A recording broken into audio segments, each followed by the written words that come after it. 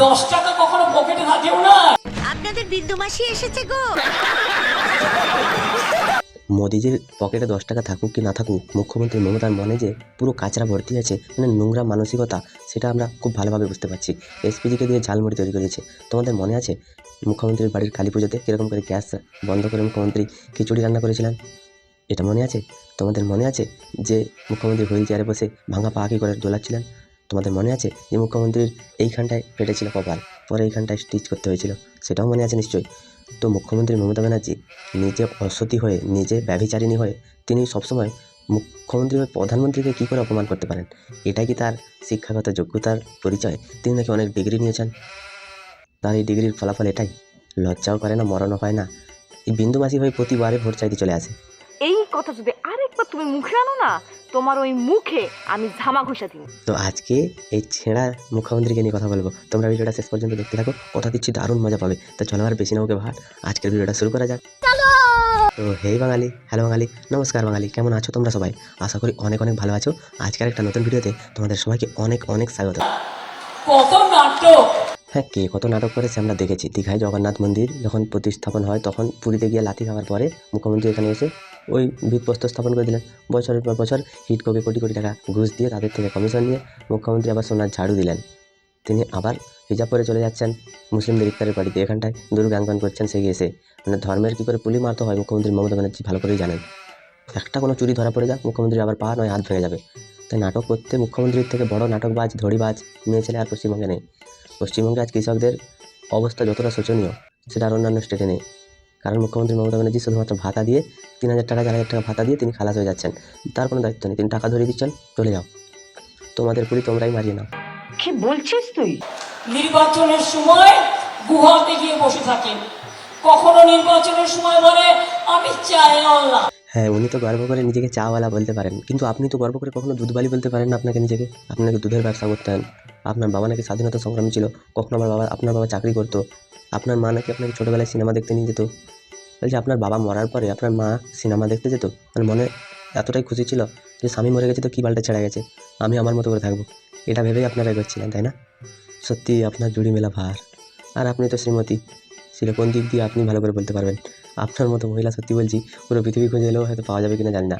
Mysterious, very mysterious. 10 টাকা বের করে ঝালমুড়ি খাচ্ছে, বুঝুন সেই ঝালমুড়িটাও নিজেদেরই তৈরি করা। মুখ্যমন্ত্রীর অভিযোগ হচ্ছে ঝালমুড়িটা নিজেদেরই তৈরি করা। আমরা তো নিজের চোখে দেখলাম যে লোকটা তৈরি করে দিল, প্রধানমন্ত্রী খেলেন। তাহলে আপনি কি মানুষজনকে মানে কি চোখের ভেতরে কি সর্ষের ফুল ঢুকিয়ে দিচ্ছেন নাকি? লজ্জা শরম তো সব কিছুর মাথা খেয়েছেন। মিথ্যা কথা বলতে বলতে উন্নয়নের কথা কিছু নেই। মুখ্যমন্ত্রী শুধুমাত্র প্রধানমন্ত্রীকে অপমান করতে পারে, তার স্ত্রীকে, অমিত শাহকে, তার ছেলেকে টেনে আনতে পারে, যার সাথে রাজনীতির কোনো যোগাযোগ নেই। তো সেখান থেকে মুখ্যমন্ত্রী তিনি বলছেন এসপিজিকে দিয়ে তৈরি করা হয়েছে মুড়ি। তো খুব ভালো খবর, পশ্চিমবঙ্গের সংস্কৃতির জন্য খুব ভালো খবর। আর যদি এসপিজি তৈরি করেও থাকে, আমরা তো দেখিনি এসপিজি তৈরি করেছে, আমরা দেখলাম লোকটা তৈরি করেই দিল। মুখ্যমন্ত্রী নিজে বলছেন যে এসপিজি তৈরি করেছে, মানে তিনি সব জায়গায় সব কিছু দেখতে পান। শুধু তার দলের লোকেরা এই যে বালু, তারপর অনুব্রত, তারপরে পার্থ, এগুলো যে চুরি করে গান মেরেছে পশ্চিমবঙ্গের, সেগুলো তিনি দেখতে পান না। গান বানানি সব। আর যদি তৈরি করা না হবে তাহলে দোকানে ক্যামেরা ফিট আগের থেকে ছিল কি করে? যেরকম প্রধানমন্ত্রী গেলেন, তো প্রধানমন্ত্রী গিয়ে সেখানটায় তার সাথে সাথেই ক্যামেরা গেছিল। আগে থেকে ক্যামেরা কোনো ফিট করা ছিল না, সাইড থেকে ক্যামেরা করা হয়েছে, দোকানের ভেতর থেকে না। যদি ক্যামেরার অ্যাঙ্গেল বুঝতে, তুমি তো আবার অনেক অ্যাঙ্গেলে অনেক কিছু করতে পারো, একাই 100 জনকে নিতে পারো, তো তুমি তো অ্যাঙ্গেলগুলো ভালো করে বুঝবে। তোমারই তো বোঝার কথা, কারণ সাইড থেকে নিয়েছে যখন প্রধানমন্ত্রী হেঁটে যাচ্ছিলেন।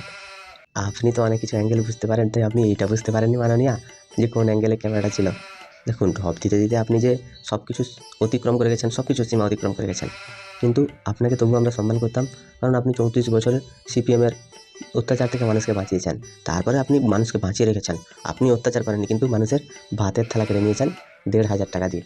সেটার জন্য আপনাকে অনেক অনেক প্রণাম। আর যেই মানুষগুলো আপনাকে ওই 1,500 টাকার জন্য ভোট দিচ্ছে, তারা একটা সময় এলে বুঝতে পারবে যে পশ্চিমবঙ্গের মমতা কেড়ে নিচ্ছে সব ক্ষমতা। জিজ্ঞাসা করুন, সব নাটক। হ্যাঁ, সবার সব কিছু নাটক, মাননীয়া সব কিছু ঠিক করেন। তার মতো এত ভালো ভাতারি কোথাও তুমি পাবে না, এমন ভাতারি কোথাও খুঁজে পাবে না তুমি। সকল দেশের রানী সেজে ভাইপোর মা জননী। তো এই নাটকগুলো পশ্চিমবঙ্গের মানুষ আপনার নাটক দেখে দেখতে অভ্যস্ত হয়ে গেছে। মাথা বাটা, হাত ভাঙা, পা ভাঙা, এইসব নাটক দেখতে দেখতে অভ্যস্ত হয়ে গেছে। সিপিএমের সময় আপনার মাথায় মেরেছিল, আপনি কোমায় চলে গেছিলেন। সাধারণ মানুষ কোমা থেকে হঠাৎ বাইরে আসে না, আপনি কিন্তু চলে এসেছিলেন, কারণ আপনি মানুষের জন্য ভাবেন। তো সিপিএম আপনাকে এত অত্যাচার করেছে, আপনি সিপিএমের উপরে কোনো অত্যাচার করেননি, বরং সিপিএম সরকারের সময় যেসব লোকেরা ছিল তাদের থেকে টাকা নিয়ে আপনি তাদের ছেলেপুলেকে বড় বড় পোস্টে চাকরি দিয়েছেন। আপনার মতো এতটা তো এমন নারী আর পশ্চিমবঙ্গে কেউ নেই। মানে যারা তৃণমূলের হয়ে মার খেলো, যারা তৃণমূলের হয়ে মরলো, তাদের পরিবারগুলোকে আপনি আজ পর্যন্ত দেখেন। যেই পুলিশ অফিসার আপনাকে বাঁচিয়েছিল সে আজকে এসে বলছে মাননীয় মুখ্যমন্ত্রীকে বাঁচিয়ে ভুল করেছি, সেটা তার জীবনের সবথেকে বড় পাপ। তাহলে আপনি ভাবুন যে আপনি কত বড় মাপের বেঈমান, নষ্ট মেয়ে ছেলে কোথাকার। একটা জিনিস যদি সে ভালো করে বলতো তাহলে ভাবতাম যে না দিদি সত্যি কথা বলছে, কোনোটাই ওনার সত্যি নয়, শুধুমাত্র এই ভাতা দিয়ে ভাতা নিয়ে ভোট চাইছে।